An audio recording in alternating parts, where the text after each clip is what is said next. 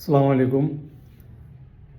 বিদেশে যারা আছেন মানে রেমিটেন্স যোদ্ধা যারা আছেন তারা যে পরিমাণ পরিশ্রম করেন এবং 5ই আগস্টের পরে আপনারা বিগত সরকারের আমলের যে রিজার্ভ ছিল মানে ক্ষয়ে যাওয়া যে রিজার্ভ ছিল সেটা এখন দ্বিগুণ হয়ে গেছে। তো ম্যাক্সিমাম আপনাদেরই রেমিটেন্সের কারণে আপনাদের পরিশ্রমের কারণে কিন্তু এটা হচ্ছে। কিন্তু আপনাদের প্রতি যেই অবহেলা এই 53 বছরের পরেও আপনাদের জন্য ভালো কোনো কিছু কেউ করতে পারে নাই, শুধু কথাই বলেছে, কেউ কিছু করতে পারে নাই। তো এখন আসলে কি করতে হবে? আচ্ছা, প্রথমত আমি বলি আপনার কী কী আপনাদের বিদেশে যাওয়া পর্যন্ত কী কী কষ্ট করেছেন। প্রথম হচ্ছে যখন পাসপোর্ট তৈরি করতে যান, একদম চেয়ারম্যানের সার্টিফিকেট থেকে শুরু করে তারপর ওই ছবি তোলা থেকে শুরু করে পাসপোর্ট জমা দেওয়া থেকে শুরু করে তোলা থেকে শুরু করে কী পরিমাণ যে হয়রানি হইতে হয়েছে সেটা আমি জানি, কারণ আমি এই রিলেটেড আপনাদের সাথে এই কাজে জড়িত এবং সবাইকে ইনফরমেশনগুলো দিয়ে থাকি। এরপর হচ্ছে ভিসা পাওয়া নিয়ে ফিঙ্গার দেওয়া পর্যন্ত, ম্যান পাওয়ার করা পর্যন্ত, ট্রেনিং করা পর্যন্ত এত হয়রানি। ট্রেনিং তো কি ট্রেনিং করে আসলে, একটা ট্রেনিং সার্টিফিকেটের বয়স দিয়ে দেওয়া হয়েছে 3 মাস। কোথাও শুনছেন যে ট্রেনিং করার পরে এটার বয়স থাকে ট্রেনিং সার্টিফিকেটের? অবাক কাণ্ড। আর সেখানে কি শেখায়, কি টিচার তারা? একটা প্রশ্ন করলে 8টা প্রশ্নের অ্যান্সার দিতে পারবে? কি শেখায়? আবার 10 বারের বিদেশ ফেরত তাদেরকেও ট্রেনিং করতে হবে। আর যে লোক বিদেশ থেকে আসছে, সে এক্সপার্ট, বিদেশি ল্যাঙ্গুয়েজ জানে, তাকে তোরা কী শেখাবি?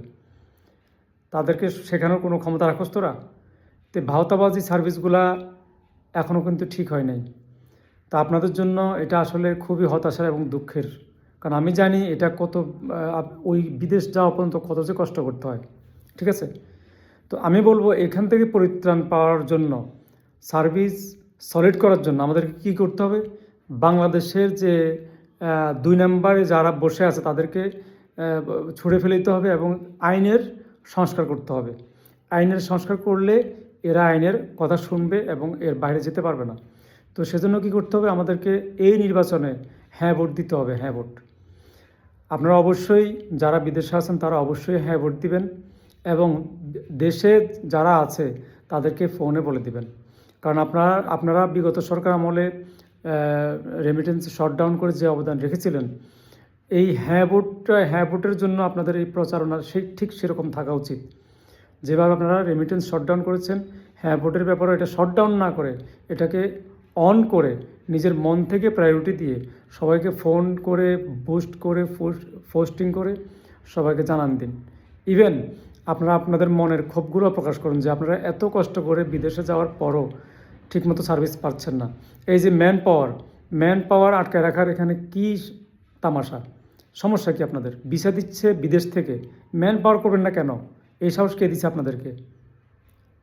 তো যাই হোক, এগুলো নিয়ে অনেক ভিডিও আমিও দিয়েছি, অনেকেই খবরে দিয়েছে, নিউজে দিয়েছে, এরপরে এই অসভ্যগুলোর শিক্ষা হয় না।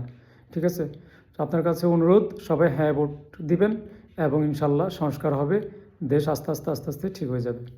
তো আশা করি বুঝতে পেরেছেন। ধন্যবাদ। আসসালামু আলাইকুম।